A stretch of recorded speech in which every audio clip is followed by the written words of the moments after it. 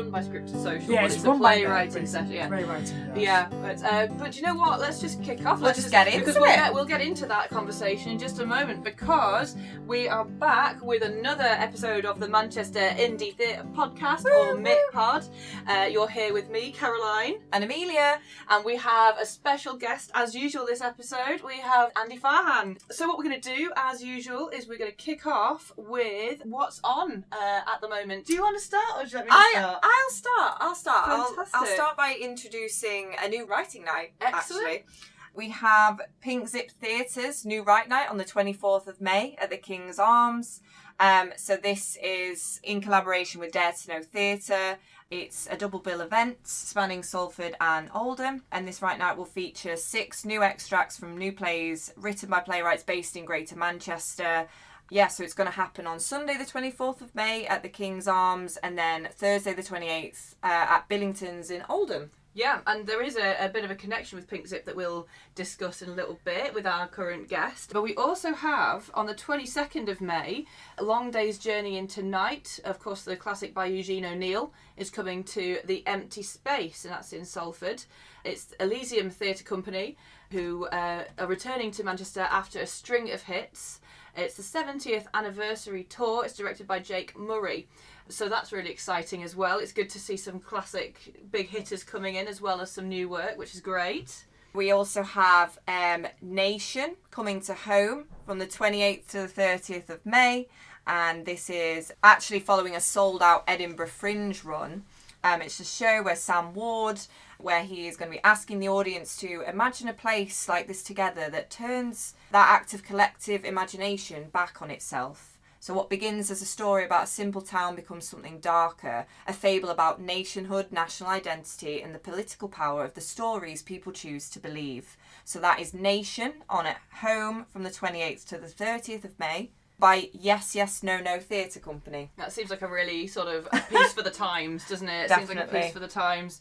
And then we have, finally, Nocturne is on at 53.2 on the 30th of May from One More Saga Productions, and this is actually a new original musical. We haven't shouted out many musicals, No. and a new musical obviously is great to go out and support. It's rooted in Norwegian folklore and folk music, and it invites you on a mysterious and inspiring journey filled with enchanting music, puppetry and physical theatre. So that sounds really, really exciting, really new. So yeah, get along to Nocturne at 53.2 coming up at the end of the month. But that is our what's on. Now it's time to introduce Andy. We're really excited to introduce Andy Farhan. So Andy Farhan is a theatre actor, comedian, writer and a poet. He's been writing for a very long time, and it first started off as a hobby, and now obviously it's progressed into something that you do a lot now, I guess. Like this is your thing. Andy got into acting in 2022, and you're still carrying it on 3 years later. So yeah, we're excited to chat to you about your experiences as a writer, as a performer, and yeah, as part of the Manchester theatre scene. Yeah, so but also what you have planned, Yeah. That's another thing we'd like to know is, like you say, you've just got into acting in 2022, so comparatively new to acting. That means that you've got a lot coming up potentially in your future. When did you first decide you wanted to get into writing, first and foremost? So the writing spanned through when I was a teenager, really. I got incredibly bored and I wanted something to do, something creative. So I just thought, well, I know I've failed my English GCSE, but that doesn't mean I'm going to stop there and give up completely. So I just thought, okay, I'm going to go to Ryman's, get a pen, pencil, and I'm also going to get one of them lovely notepads that writing books that you usually get in a school. So I got one of them. Something familiar. Yeah, something familiar, and teach myself, educate myself. I decided to put everything up onto a laptop. But did you think when you were using pen and paper that it made you more careful to start with, because you knew it'd be harder to edit? Do you think that helped you to kind of be a little bit more careful when you were getting, even when you are on a digital format, you maybe think more carefully about what you put down, maybe than people who are used to typing? Yeah, that came in, but also I saw it as trial and error. But the laptop, there have been times where I've extended it a little bit more. Yeah. I know a lot of writers do, like, when, especially with like free writing, you know, just being out and about and having that ability to jot something down in a notebook. And I do know writers that have said they like to write it out on paper first and then put it up onto a document. So I do understand that. I think there is something, you know, it's that traditional kind of pen paper, like, I don't know where you are, like the sea in front of you and the coastal path, whatever, and you're right, you know, that stereotype of the writer. But it is true, though. I think you can be really inspired by life and when you're out and about. And I don't do it enough, but I always say that I need to take a pen and paper with me and just make, because you hear as well, people are fascinating. Yeah. And where you're out and about, just people watching and whatever you're doing when you're just on your day to day. And just, I should have written that down. You should make a note. I'm quite inspired by that person or the way that person was in that situation. And I do get that. And by the time you get back to be able to get it onto your laptop, for example, it might have grown in your head. And by the time you get it from your notebook to your laptop, it could have a whole different life. I think that's a really good process. Yeah, it is. And that's why I thought, okay, well, let's get to writing before I end up forgetting a lot of things. Let's get it down. Yeah, just get it down. And from that point on, I realised, okay, my writing is getting a bit stronger and stronger. One time I wrote something and it still resonates with me, and I'm hoping to put it into a show, like a short play. Brilliant. Yeah, great. It's just some sort of period drama, but also on the romantic level side, which I'm not very good at writing romance novels or anything of a kind, but the title... It's not usually the genre you just No, it's not usually the genre. I pushed myself to be very descriptive, like get to the finest little detail as possible and leave no stone unturned. And I called it Dancing Under the Stars of Sapphires, which is it's basically set in the Edwardian era. A British diplomat who works in the Foreign Office goes to Vienna and he dances with an Austrian countess. And that's at the time of the Austrian-Hungarian Empire, and that's when I think King Edward VII made a state visit to Vienna then, to Franz Joseph. But I just thought, pick out a small date and then just work on from there. That's interesting. Yeah, really focusing closely on an event. I focused it closely, but I'm also focusing on a bygone era. And that bygone era was to do with music, classical music. The music is actually based on the Viennese waltz. So that's the dancing. Men in white bow tie and tails. Men in uniform, army uniforms I should say, and the women whose dresses are white, some floral. So really strongly visual as well. Yeah, you've got to strongly visualise designs. So it's really kind of, you're bringing this world to life, and sometimes I think it can be, you know, easy, especially when you're writing, you know, for performance and you kind of go straight to the dialogue. Yeah. When you're kind of doing a different kind of style of writing and world building and you know, including the intricacies of where you are and what everything looks like. I think that is, I always admire writers that take the time to do that. Sometimes I feel under pressure when I'm doing that, almost like there's a wrong way of, it's like, this is all creative, like it's all, I can make this up, you know, that's the whole point. But it can be hard to like actually get it down and think, actually, what does this look like, and what do I want this world to look like? And when you do period dramas, you've really got to evoke the look of it, because it's obviously so far removed from now. So you're in the process of the whole point is to bring it to life, but also to choreograph it. It's all about getting the dancing right. It's all about... So you want to bring it to life, really, and see what it's like, bringing like actors into it and creating these characters and really like working on how can we recreate that period. Yeah, absolutely. And then that's the interior. But then we move to the exterior. The British diplomat and the Austrian countess, they're actually dancing in the gardens because they can hear the music, because the music is so loud. The dancing, but the stars are actually out. Yeah. And I took the title and brought it to life from a Disney movie that I've seen. I was about to ask, like, where this kind of, when you first started writing this, like, where was that? So the Disney movie I saw was the Aristocats. Oh, really? Right, yeah. I was thinking it was going to be something like Cinderella, so that's a real curveball. I love Oh, that. well, I love that. Yeah. Yeah. That's interesting. Like, isn't it great? Like, I love this about, like, with writers where you can be, you know, you were not expecting to kind of have a surge of inspiration from watching this film. And then you just, that really somehow, like, resonated something in you. And you were like, I really want to build on that. And that, you know, that I think that's what it is. It's like, you can kind of have something like a sound, a picture, or a quote even that just creates this whole other piece of work. It sounds like as a writer you're really quite visual. I think a lot of writers, from my experience, come from, obviously because they're writers, come from a very verbal background and they have like an idea or a concept and they expand on it. But we don't talk enough to writers who maybe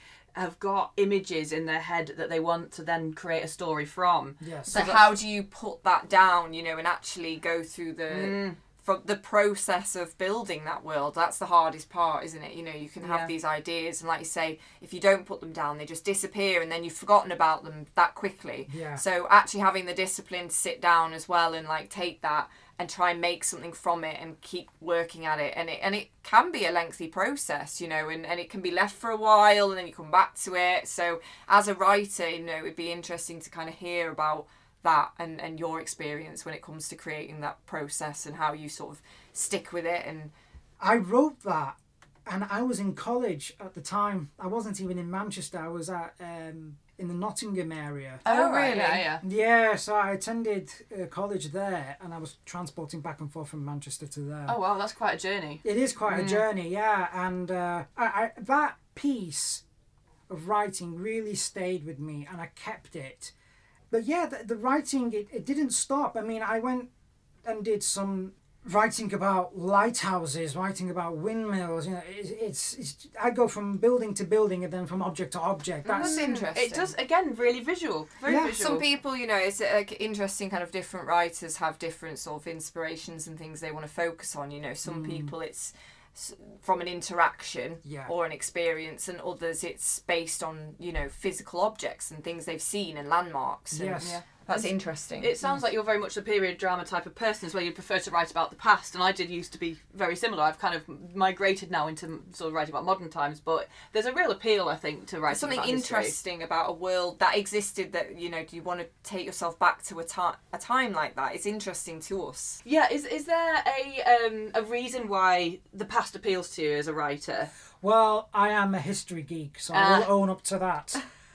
But yeah, I love history. I believe it's important that we do show what the world was like then. Yeah. I'm someone who is very much into the Napoleonic Wars, but also the Edwardian era is my favourite era, and I got into Downton Abbey just for that. Yeah. But I'm someone who likes to write about military campaigns. I'm currently writing one. Oh, fantastic, okay. Called The Grand Master's Gambit. It's basically based on a game of chess, and there are a lot of lines in this one. Okay. So you've got to do your research as well. That's one of the such a research massive is one, part. yeah.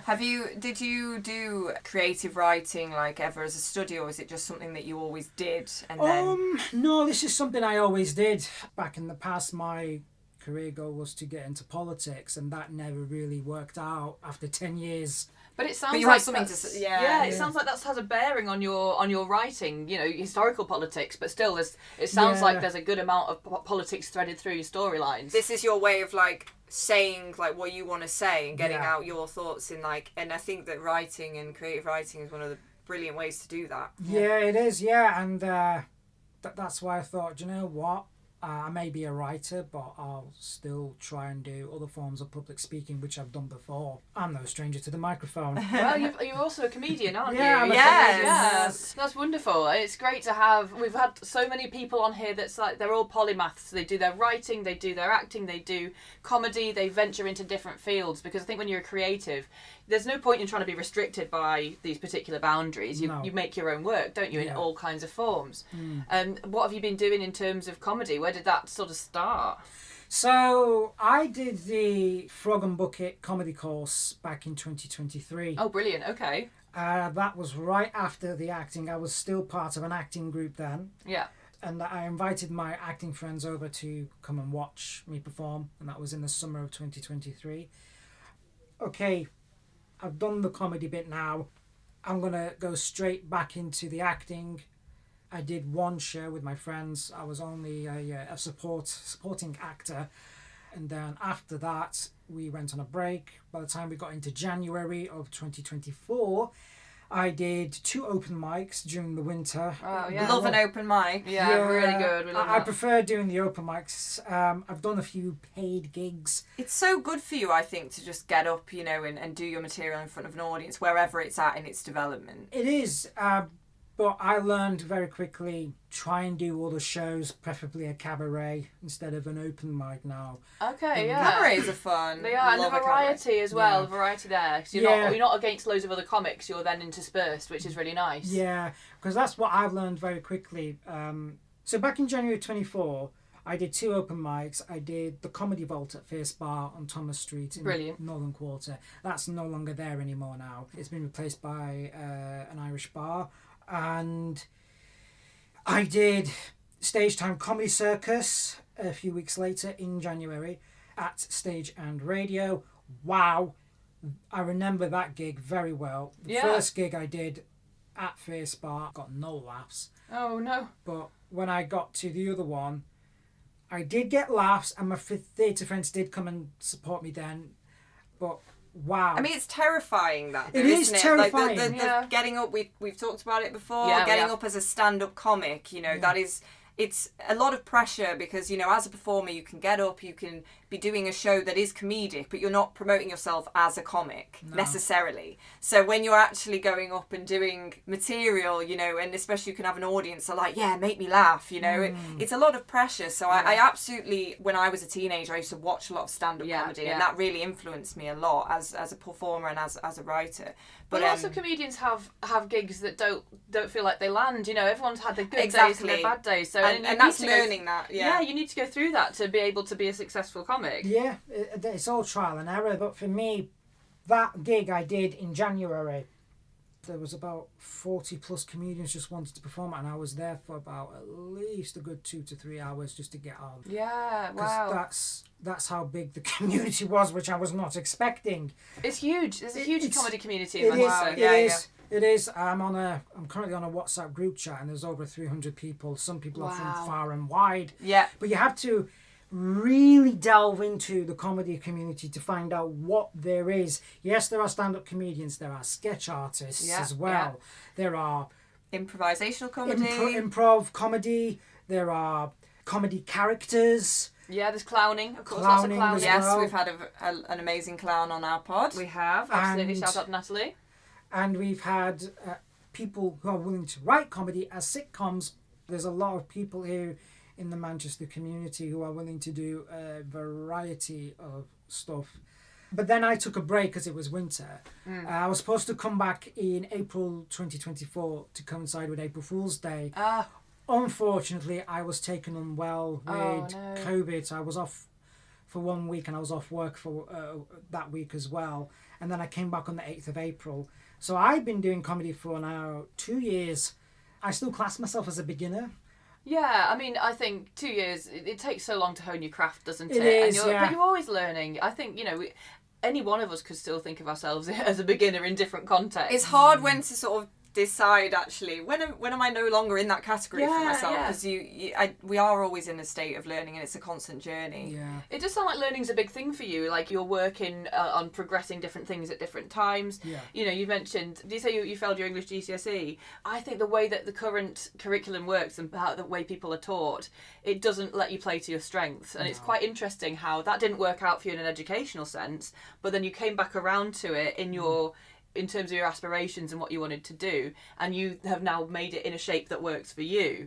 And I think that's what's so great about creativity and creative writing and acting, is that you can take ownership of it. There's not a teacher telling you how you need to do something. Exactly, like you're in control of like your art and what you're creating, and I think it's always really good for anyone listening who might have had, you know, a setback at one point at the start of their career. It's happened to all of us in different ways. Exactly. Absolutely. And how they've how that's actually shaped shaped them. Yeah. But speaking of sort of learning and educating yourself or being educated on things, we met at an event run by Scripted Social, which is the playwriting social at the Eagle Inn, which again has a link with Pink Zip Theatre, because Kieran, who sort of facilitates these sessions, is Kieran and Jess facilitate these sessions. They're fantastic.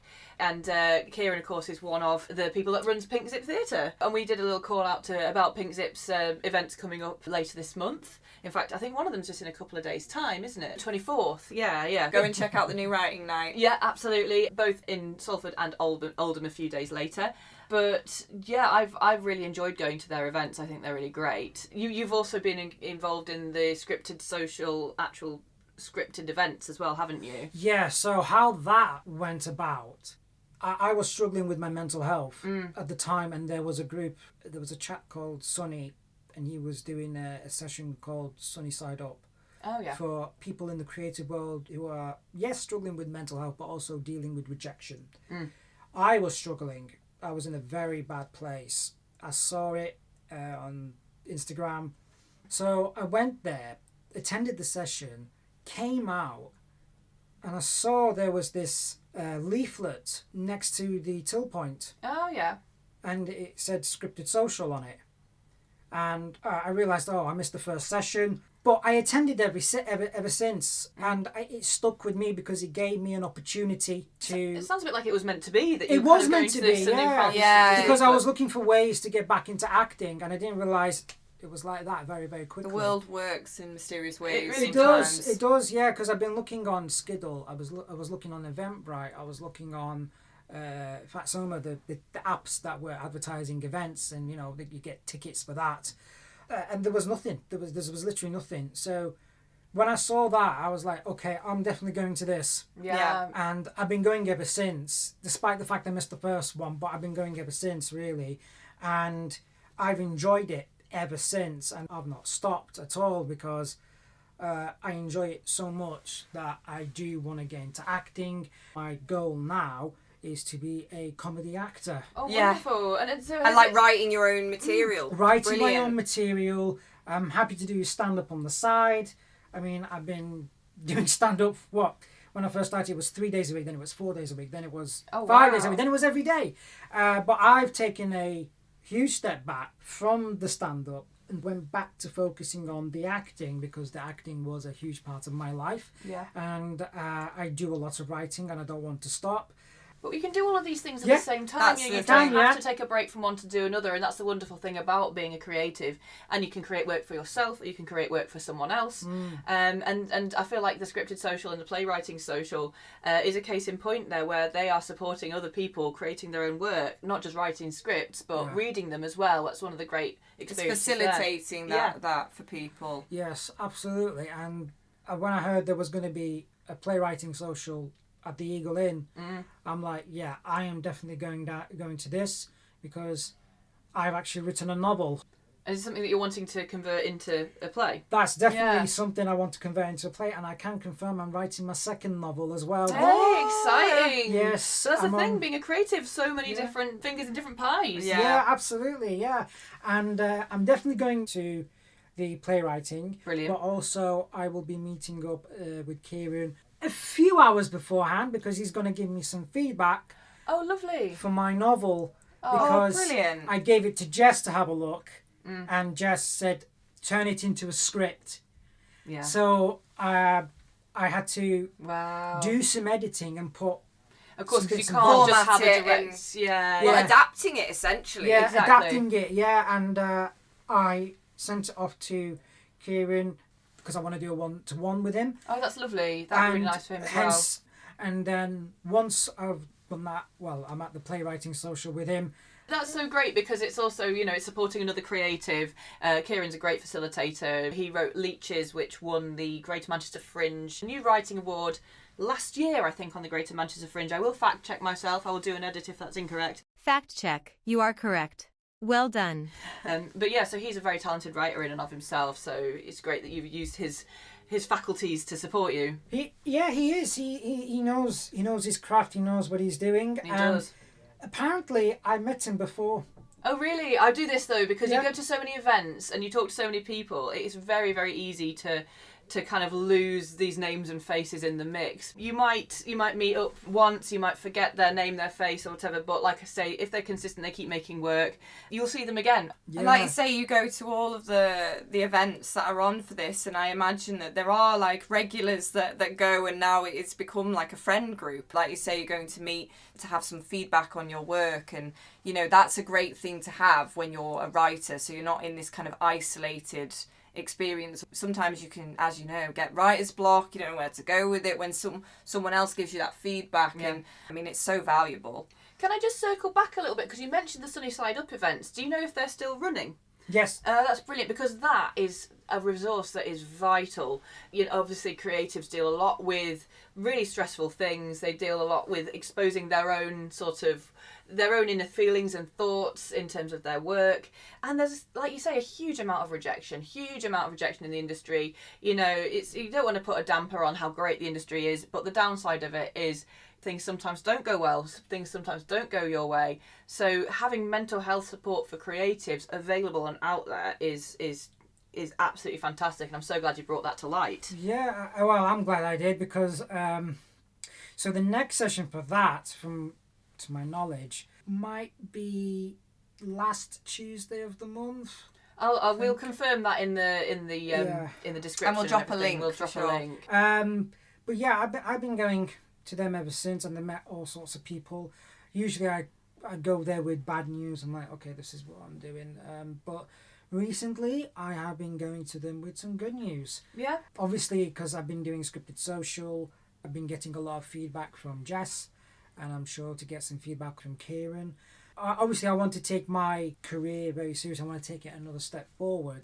So for this month and next month as well, I'm going to my local theatre called Guy Bridge. Oh yes, yeah, I know where that is. Yeah, amazing. And I'm just going there to volunteer. So I'm going to go there, and next month there is a writing session. Yeah, that's going to happen. That's great. Oh, they do a lot of new writing at Guide Bridge. I've seen a lot about it. Yes, yeah, that's yeah, really they do. Yeah, and I thought, well, let's go. Let's go. If one if one doesn't work out for me, at least I've got another option. But if both work out for me, great. Well, in terms of volunteering, though, would you be ushering, taking people into the theatre space, watching shows while you're there? So, from what they've told me, they said they're looking for front of house. Oh, yeah. Okay. So, I've never done front of house before, but it'll be a new experience for me to try. It's a great experience, I think, to have. Yeah, I've worked front of house, not Guide Bridge, but I've worked front of house in Contact and Lowry and places like that. And you meet like-minded people, and you may get a chance to see shows. Yeah. Which is, again, great when you're writing. It gets you to take in that inspiration. Mm-hmm. Yeah. But also, when I was at Hope Mill Theatre for an audition, because I was auditioning for 12th Night and Much Ado About Nothing. Yes. Sparrowfall Theatre, because I know Emily. Brilliant. Because my friend, Sam Collins, he did the theatre class with me at Home Theatre with the Princess Trust. And then we formed our own theatre group together called Brown Paper Theatre. Oh, yes, okay, fantastic. And that was in 2022. Then we did the show in 2023 after I did my comedy. It was called Flat Pack Funeral. But Sam went and did an audition for Macbeth. Yeah. And he's in the and he had the leading role. Oh, wow. That's how I met Emily, through him. Oh, fantastic. And I supported the show ever since. Even though I don't get the part, I still go and watch the show. But that's the thing, isn't it? It's the experience. You going to the audition, you're going to meet people there. Yeah. You've had the experience of getting up and whether you get the part or not, it is always a great thing just to get in the room, to have gone and met people. And I've made friends from people I've met in auditions, and then you hear about other things, and then, like you say, you end up building a little network. Yeah, that's what it was for me. It was networking and connections and catching up and seeing friends as well, because my friend Kathy was with me and Sam in Brown Paper Theatre and the theatre class that we were in. She was in 12th Night. I went to see her then, and now I heard about she's now again in Much Ado About Nothing. Oh, brilliant. So in a previous episode we talked about auditions and the success rate, because it's so competitive, the success rate in auditions is really low. You have to throw loads and loads of stuff at the wall until you actually finally get something. But at the same time, you can't take it personally, because people will have a really strong idea in their mind of what they want, and it's very rarely anything to do with you or your talent or your skill. It's often to do with you don't fit their image of that particular piece, of that particular character at that particular time. Exactly. Yeah. But that means that you then, don't take it personally, don't take it hard. Go and support the show, as you say. You'll get to know who did get those roles. You don't want to close yourself off to that project, whether you're involved or not. It was something you wanted to be involved in, and just to go and support it.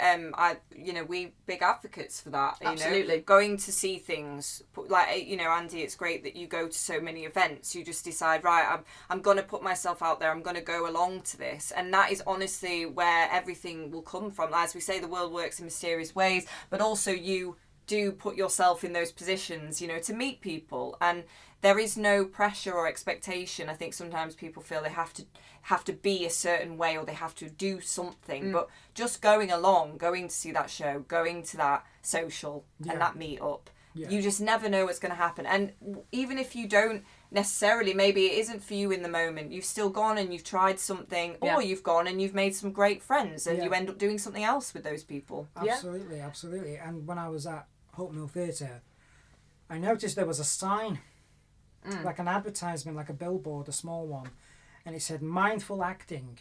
Oh yes, I've heard of the mindful acting. Yeah. So I've been going to that. Yeah. Last month, I didn't go this week because I need to save money. There was a lot on. Yeah, you gotta watch. So I'm gonna go next week. I'm gonna go next week. But I went to the first two sessions, the Mondays and the Wednesdays, and their techniques is so brilliant. I managed to remember some lines. Do they teach you techniques for learning those lines? Is that what it was? Yeah, so they gave me a monologue to learn. So they gave me some beanbags and we just throw it to each person. We say the line. Yes, I've done that, And then they sat us down as well. And you have to say your line, then they say their line, then I say my line.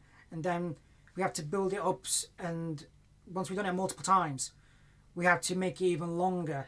Because if it's a monologue I'm doing, they're doing a monologue, So I'll have said first two lines, then they've done their two lines, then... I know this exercise. Is it a Meisner technique? I feel like it might be based in Meisner, but I'm not sure. That's really cool. It is cool, and I was like, wow, this technique works, and it's amazing. It's great with the monologue because I think you often do get told as well, like when you're working, in an acting class or any sort of group activity and you have an opportunity to deliver a monologue in front of someone, when you're delivering this monologue, although you are just, getting up and doing it yourself, you will be, in your mind, directing that at somebody. You'll be being observed being observed. And I think that being able to actually deliver it face-to-face, locking eyes with another actor in front of you is a really great way for you to also learn more about that piece if you've written it yourself as well. Yeah, absolutely. And when it came to the Wednesday sessions, when it came to the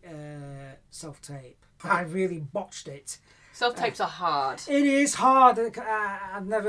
I've come to a decision yet. I'm just going to apply for Spotlight, really. Get a better CV and just update what I need to put down. So as you said there, you've done so much stand-up comedy, you've been involved in lots of different projects, so you can put all that down. Yeah, absolutely. And I try, but I do facilitate my own open mic for comedy. Brilliant. Yeah, I run it at the Briton's Protection. Oh yes. Once I do it on a Saturday.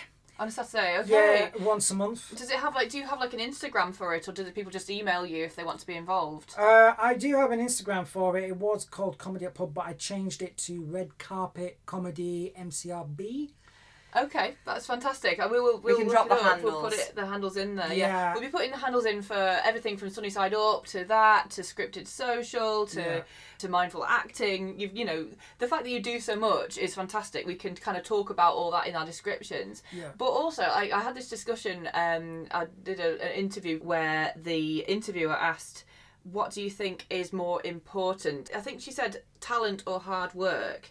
And the actor she directed that question to, he said, "I don't think it's either. I think it's staying power," which basically means the more you do, you get involved, the more you're seen doing stuff, the more you see other people doing stuff, and the more you can keep doing that, the more you'll learn, so the better you'll get. And it also means that your face will be recognised. People will keep seeing you. Yeah. And I thought that was a really, really good answer. Definitely. Like, you know, we say it all the time that that is such a big thing in this community where everyone is very supportive. They go and see each other's work. You know people know you, and you can go along to something even if you've gone by yourself, and more likely than not you'll end up chatting to somebody there that you know from something else. And it's a weird one to kind of pinpoint the moment for me where I felt like, oh, I really feel part of this. Yeah. And I think it just was from a series of events of me going along to this class that led me to go to this event, and this I heard about this person, then went to that show and made friends with this person at that show, and then next thing you know, you're in this world. Yeah, absolutely. And I think you're doing so well. You're doing so much. So just to go back through our what's on that we mentioned at the start. So tonight, actually, it is on the 22nd of May at the Empty Space in Salford. We've got Long Day's Journey into Night, which is by, of course, Eugene O'Neill, and it's Elysium Theatre Company. If you're at a loose end tonight, grab a ticket. If there's any going, go and see Long Day's Journey into Night. Head over to the Empty Space. And then we also have Pink Zip Theatre's new writing night on the 24th of May, so that's in 2 days' time at the King's Arms. Again, this is in a collaboration with Dare to Know Theatre, and it's a double bill event in Salford and Oldham. And this will feature 6 new extracts from new plays written by playwrights based in Greater Manchester. And that is on at the King's Arms in Salford on Sunday the 24th of May, and Billington's in Oldham on the Thursday the 28th of May. Also at home theatre, we have Nation coming on the 28th to the 30th of May. So this becomes a fable about nationhood, national identity, and the political power of the stories people choose to believe. And that's experienced a sold-out Edinburgh Fringe run, so get your tickets while you can. Oh, and that's with Yes Yes No No Theatre Company. And we also have a musical, an original musical that will be on 53.2 on the 30th of May by One More Saga Productions. So this is an exciting new original musical rooted in Norwegian folklore and folk music, inviting you on a mysterious and inspiring journey that is filled with enchanting music, puppetry and physical theatre. So that sounds brilliant, and that is on at 53.2 on the 30th of May. That's Nocturne, yeah, at 53.2. Nocturne. That's going to be great. That sounds really, really interesting. Andy, is there anything coming up that you're interested in going to see in Manchester? Anything like that? I'm going to see some shows. I think I'm off to Stockport Garrick. Oh, brilliant, yeah. I think it's Voices of Manchester or something like that. Oh, nice. And then I think on the 1st of June, I'm off to the Royal Exchange. Oh, wonderful. Oh, wow. What are you saying at the Exchange? Yeah. Is that Even These Things? That's the one. Even These Things. Yes, Even These Things, that's what it is, yeah. Yeah, that sounds great. Yeah, the tagline is 3 centuries, 3 moments, our city. Yeah. And that is an epic story of Manchester and Ireland by multi-award-winning playwright Rory Malarkey. Oh, fantastic. It sounds very much up your street, having that history element to it as well, which would be great. And then, obviously, back to Scripted Social. Yeah, of course. At the end of the month as well. In August, I think it's the Oldham Arts Festival. Oh yes, yeah, I think it's in collaboration with Dare to Know Theatre. It is, yeah, I believe so. I put myself forward to do poetry. I don't know why. Wow, well, watch out for that. That's exciting. You've mentioned as well in your bio that you're a poet too. I am a poet. Yeah, I've been writing poems about sailing. Oh wow. Well, sailing ships or sailing boats, whatever you like to call it. Because again, it's a bygone era. Yeah. That the age of sail power is still existing, I guess you could say. Yeah, but certainly in a depleted sort of amount, isn't it? It's depleted sort of amount. Yeah, but I'm just more obsessed with the jargon side of it. Yeah. So I thought, let's create some poems. I can't just create a monologue. It's not going to work like that. I think you could, though. You'd be surprised. Yeah. If this is the form that's taken you, though, then go that's with what's it. Important. Yeah. Yeah. Well, I put myself forward for that. I haven't heard of any confirmation yet. Well, you'll see. We'll have to. It's one of those. It's important to put yourself forward, isn't it? That's all you can do is putting yourself forward. And it sounds like this is great for our listeners just to hear.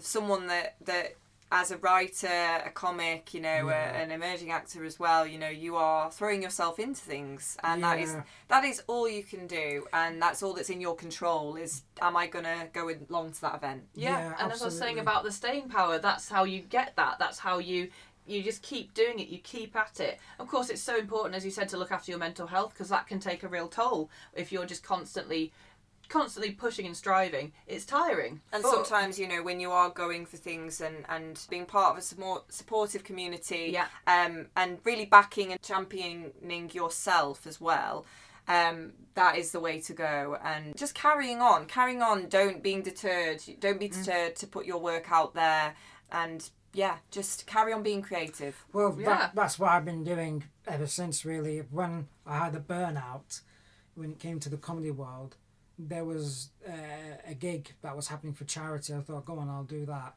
And then I received a message saying, okay, you need to be here at this time because you're doing the red carpet. Oh no. I was like, okay, I have never done the red carpet before. Oh wow.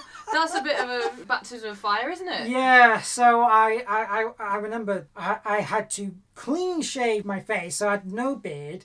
I wore a tux, and I just turned up. Sophistication. You've got to dress up for the red carpet. You've got to do that. Yeah, well, that's the thing, you see.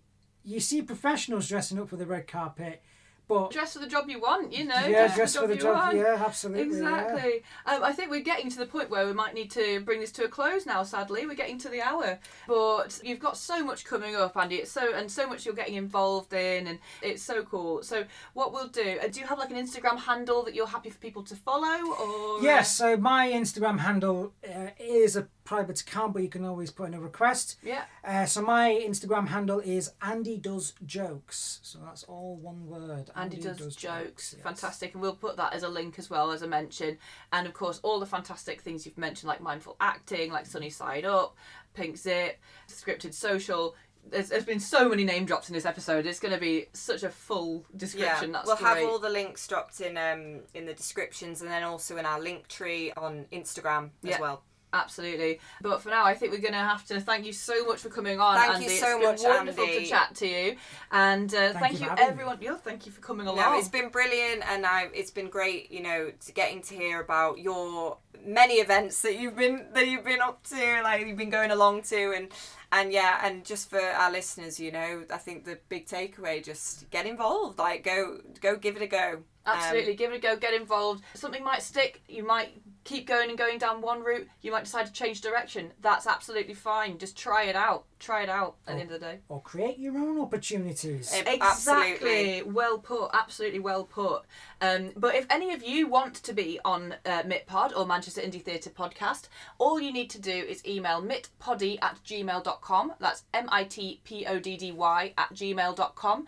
Whether you want to be a guest, whether you have a question, a suggestion, an opportunity, you can send in things like voice notes to us. You can send in emails for us to read out. We just want to get involved, promote your stuff if you've got an event on, or follow us on Instagram at mit_pod, MIT_pod. It'd be great to grab more followers and like and subscribe to both of these platforms, either of these platforms, YouTube or Spotify. But thank you so much, everyone listening. Thank you to Andy. That's it from us. Thanks so much, Andy, and thanks everyone. Bye. Bye.